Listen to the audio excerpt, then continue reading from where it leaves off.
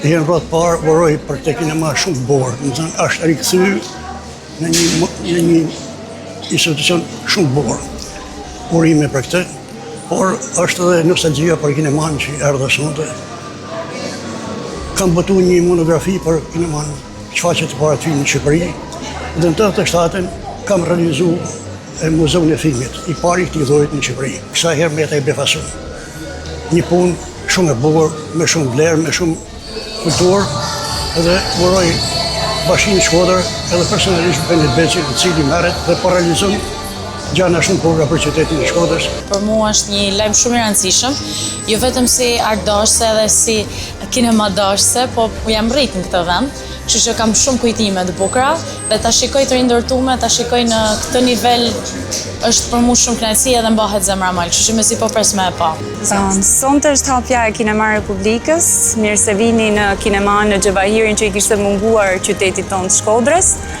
Sot po shohim edhe njerëz të cilët po e frekuentojnë, interesi është shumë i madh, kjo jo vetëm për shkak të investimeve bashkëkohore që kemi bërë në institucionin tonë, por edhe nga dëshira madhe për artin, kulturën dhe sidomos për kinematografinë. Kthimi i kinemas për zotin e kena prit shumë adin, po për pjesë filmave unë novatorin e kam njeh që kur ka dalë i pari, tash që i treti, edhe pse është i gjatë, shpresoj mos na mërzitet të jetë aq i bukur sa më na mojt entuziast deri në fund të orës 3. Sa herë kalon shumë këtu atin e shishur kur po hapet e kur po hapet.